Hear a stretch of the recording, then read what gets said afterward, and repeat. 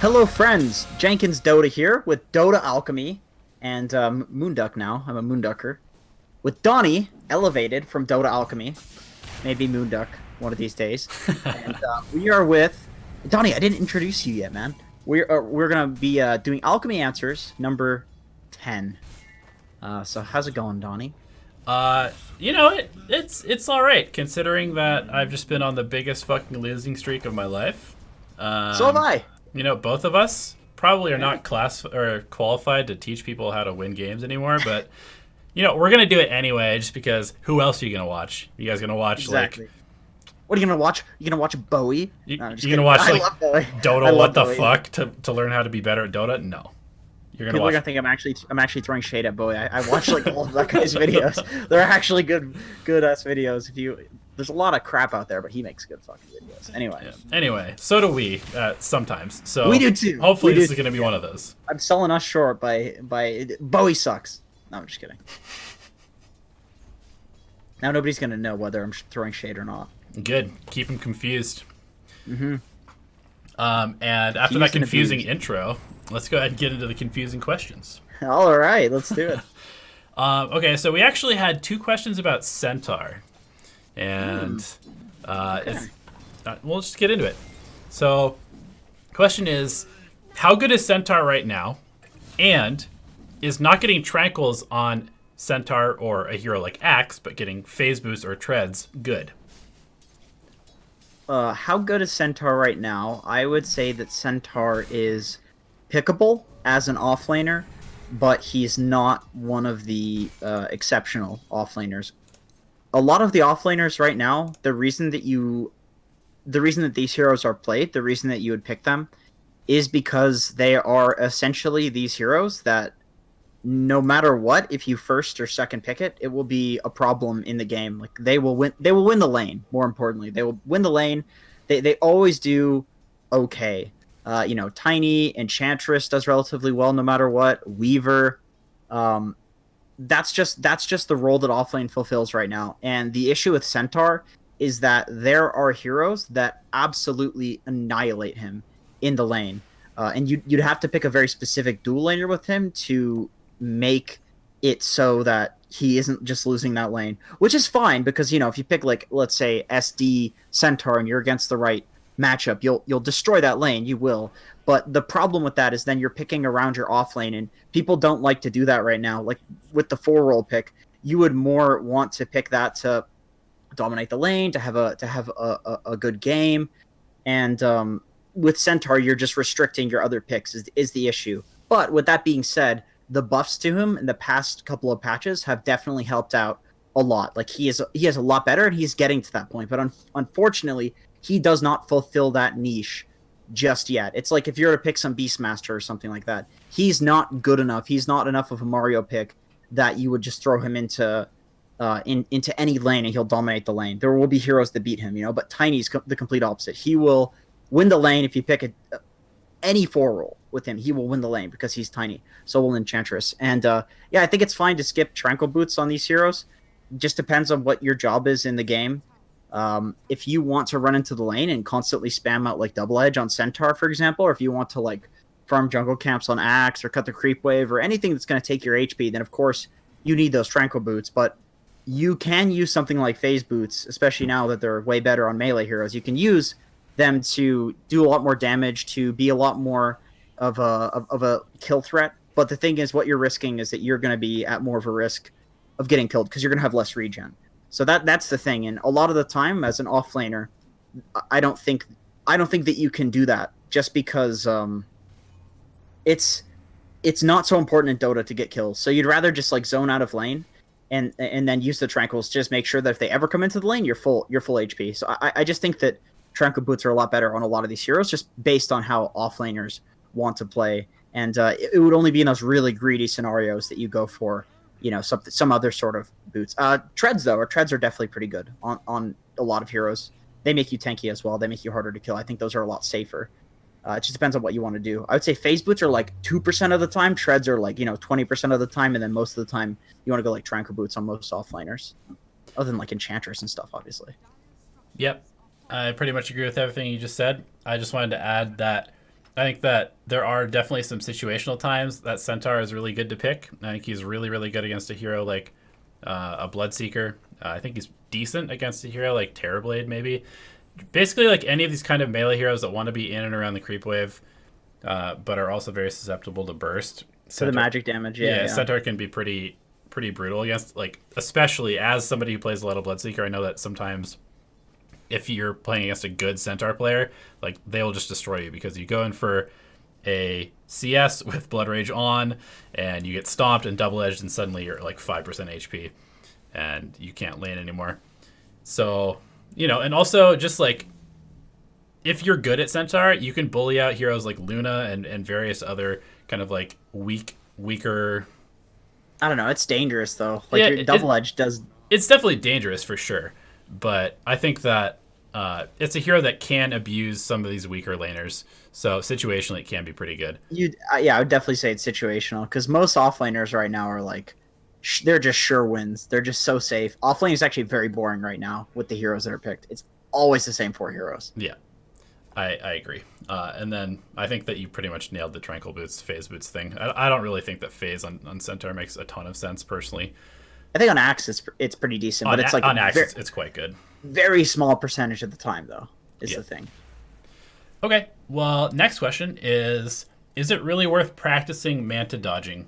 Because I can reasonably dodge Kunkka's Boat, Laguna Blade, and a few other high damage spells, but I feel like the situation doesn't come up very much, and I don't often play heroes that build Manta a ton. Is it worth spending a bunch of time mastering this skill? I would say that when it comes to mastering any specific skill in Dota, this isn't just particular to Manta dodging. It's any skill. Whenever you're learning a certain skill in Dota, you will learn things that you don't even realize that you're learning. Like, if you practice Manta dodging, you have to understand how a lot of hero spells work in order to Manta dodge, like what frame they actually impact on. For instance, something like Kunkka's Boat, it's not exactly easy to see exactly when the boat is going to hit, depending on where the animation is and stuff. It's kind of hard. And then there's things like Lena's Laguna Blade. Like, that's actually a dodgeable projectile.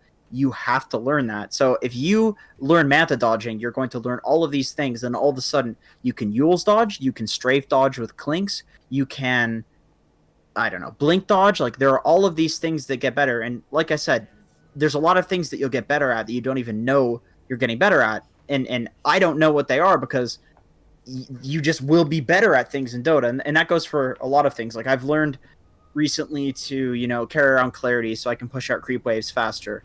And from this, I actually became a better ganker. I became a better person at, staying alive. Like, I was a lot safer. There were so many things that came from this single tool, just using my backpack a little bit better, that I didn't even think about because I was just oblivious to it. Because you don't know what you don't know, obviously. So I would say, yeah, it is worth practicing Manta dodging. If you can find any specific thing to practice in Dota and practice it, you're already miles ahead of most people. And you'll learn things that you don't even realize that you're learning. And that's why most people suck at Dota, is because they don't actually go in and learn a very specific thing because it feels like so overwhelming that there's so much to learn in Dota. But what people don't realize is that if you do this like 5 to 10 times, you really learn something, you will learn like 50 things. Not 5 to 10, you'll learn like 50 things. And now you're 50 things ahead of somebody that didn't do that because it felt like they just weren't going to, like, it's not worth it, So I would say, yes, you should do it. If you can think of any specific thing to learn and it just feels like something you could very easily practice, you should practice it and just see what comes of it. Yeah, I think that Manta dodging in particular is a very useful skill to learn because, I mean, you never really know what your hero pool is going to be in the future. Maybe you'll suddenly like playing heroes like Luna or, I don't know, Drow Ranger or something like that you currently don't like playing. And then additionally, like you were saying, it'll teach you a lot about the animations of spells, which can be super useful for anyone that buys a BKB, for example, since Like that's probably the There most you go. basically the most important item in Dota. I didn't even think about that. Like that's literally something that just didn't cross my mind. And there you go. You just like that's something that you would learn from it. And I just didn't think about it. Like that's exactly the problem is that you don't think about these things that you're going to learn from it because you don't know until you know, until somebody says it and it's like, "Oh yeah."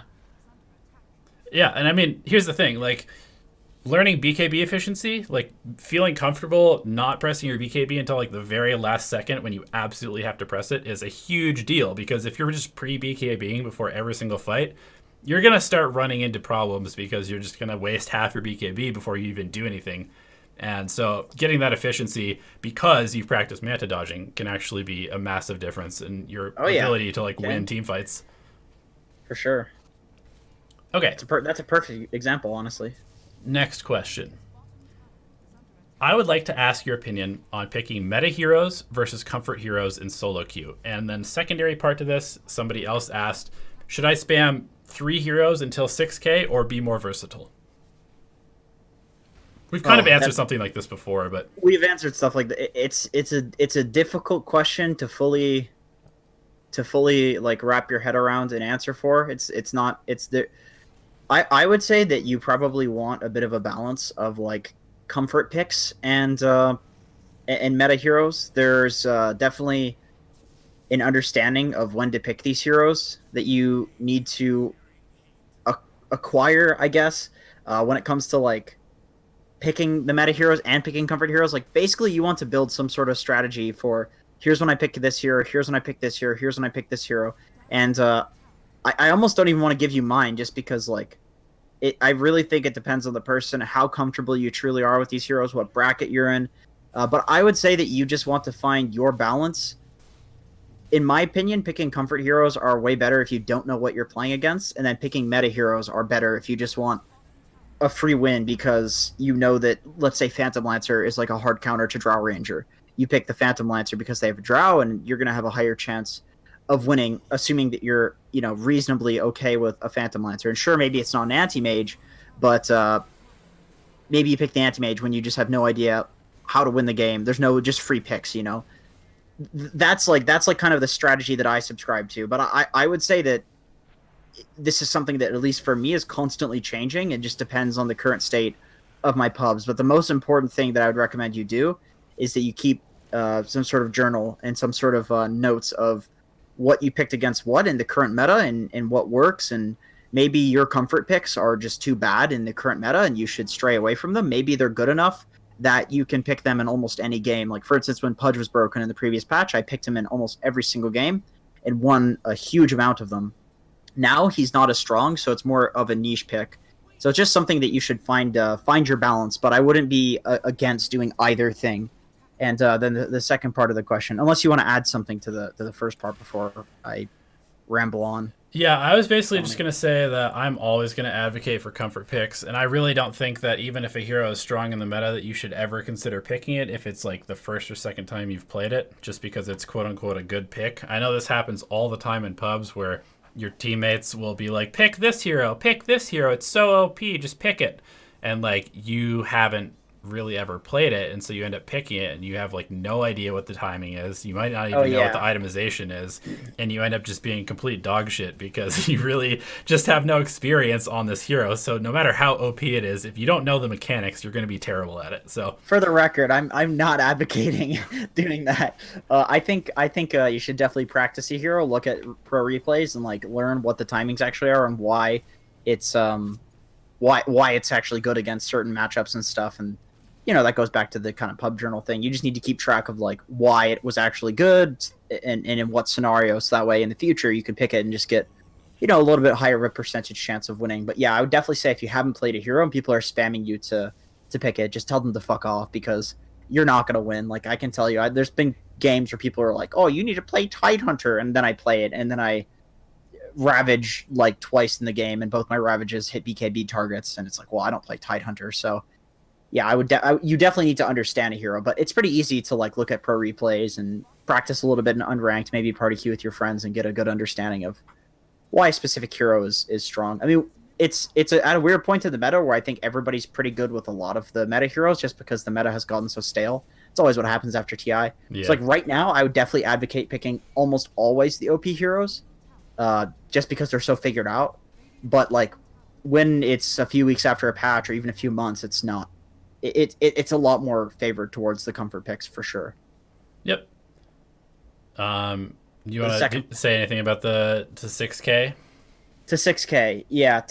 Okay, so I'm assuming that this uh, guy is like 5K or like 4.5 or something like that. yeah, which is pretty damn high rated in the grand scheme of things. Like it's a very niche question, the 6K question. There's a lot of people that get to 6K from spamming specific heroes. I guess it kind of goes back to what I said about how the meta right now is like stale. If you're not picking Phantom Lancer and Spectre and so forth as like a carry right now, you're gonna have a really rough game, just because people have figured out how to play those heroes so optimally because they watched it at TI that if you're against one of those heroes as an off meta hero, you're gonna get annihilated because they're just really strong in the current game state. So I would say that right now you probably want to spam heroes just because it's the game is very figured out right now.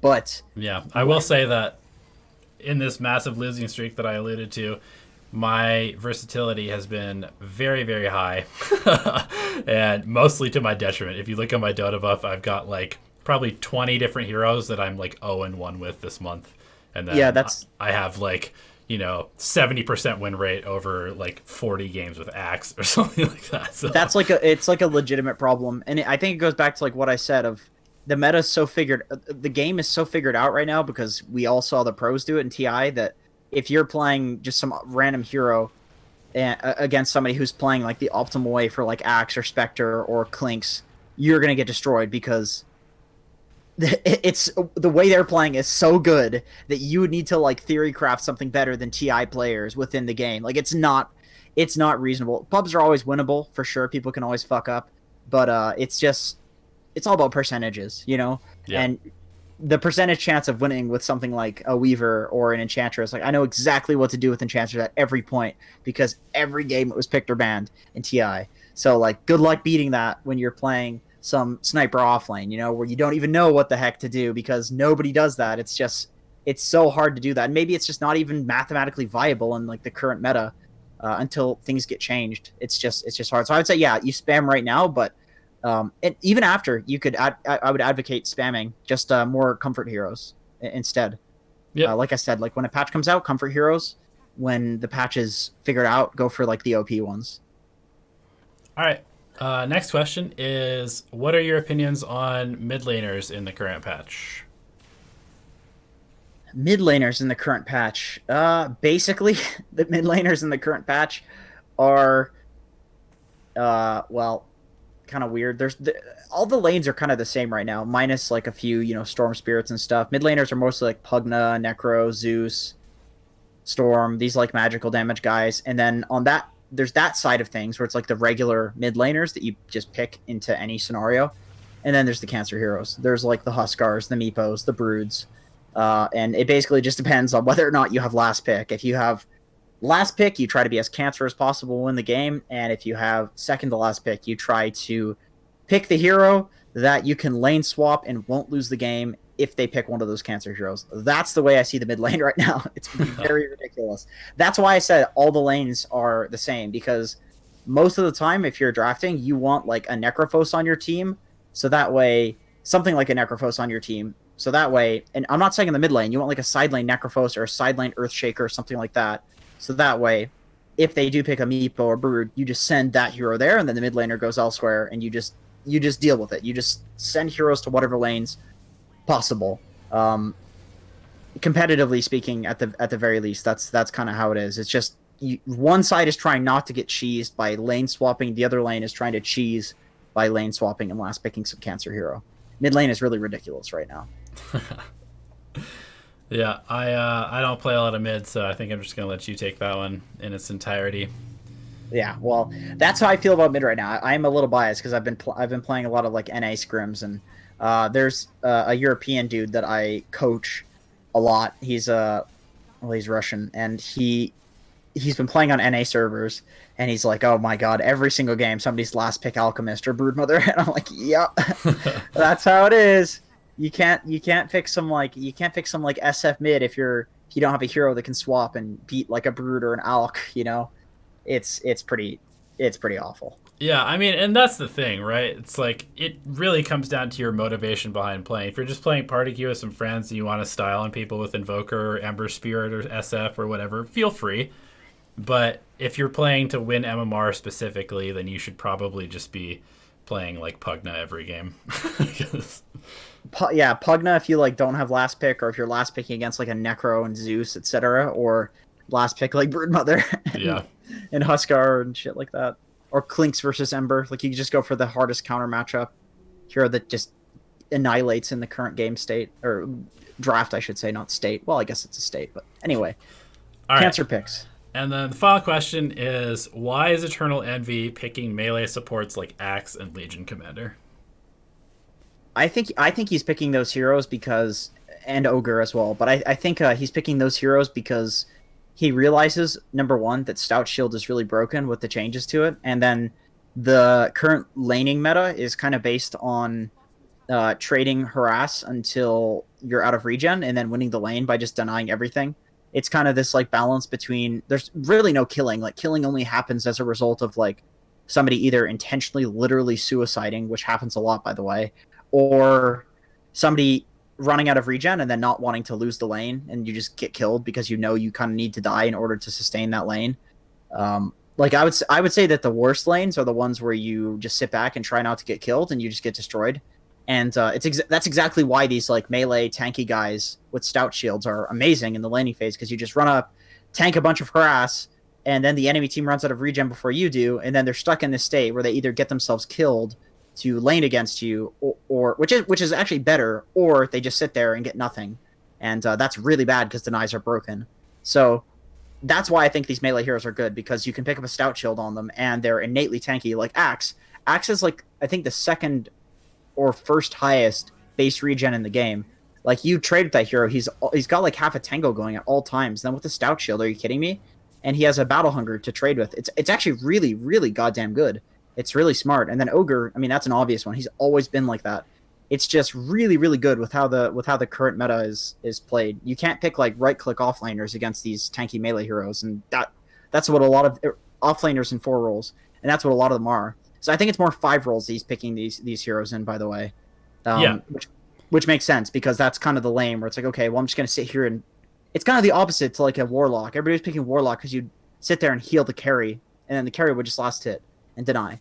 But it's like, instead of doing that, you take the harass as the melee hero, and your carry just sits there and last hits and denies. It's really good actually. Eternal Envy is super smart. Yeah, and I think that's one of the big points that you just kind of alluded to there, is that like when you're playing a lane as a support, if you could be the one taking all of the damage, but it doesn't like force you out of lane immediately, then that's almost better than even harassing the other person, because you're basically just like giving your carry an additional 800 HP because they're just not taking any damage because they're dealing with you and you're taking all the damage, and your carry's just sitting there last hitting the whole time.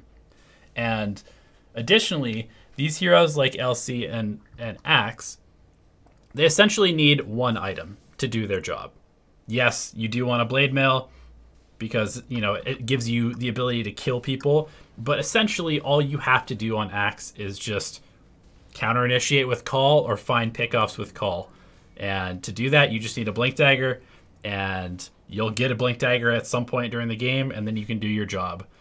And like I've always been a huge advocate of like figuring out something new as the meta is going on.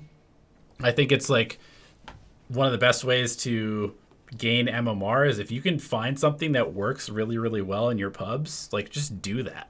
And so I've even tried like Tide Hunter support, and It's alright, yeah. I mean it's like the same thing. Gush is really strong.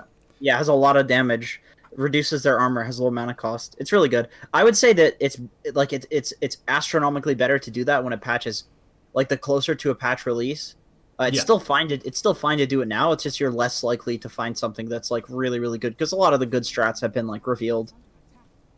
Yeah, for sure. But I mean, like, It's still good. I'm just saying it's like way, way better. Like, you can win so much MMR by doing that when a patch isn't exactly figured out. Right.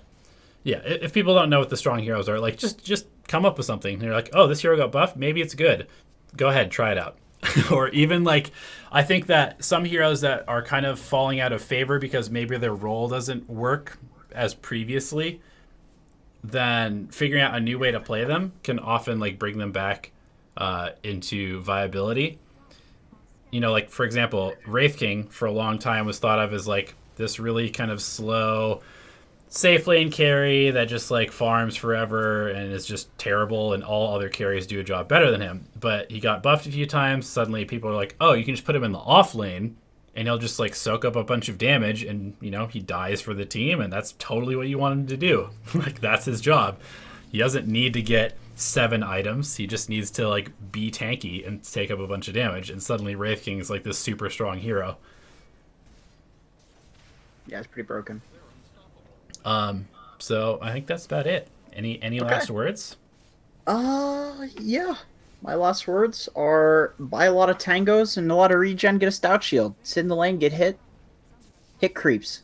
There you go. You won the laning phase. All right, guys. Thanks for tuning in. This has been another episode of Alchemy Answers, number 10. Holy shit, double digits. And Wow. there will be more to come. Keep the questions coming. Put them in the comment section below. Or drop us a line on Discord. And stay tuned for a lot more content coming up soon. And maybe one day you'll see Jenkins at a LAN. Oh, God. Finish it off with a bit of comedy there. All right, peace. See you guys.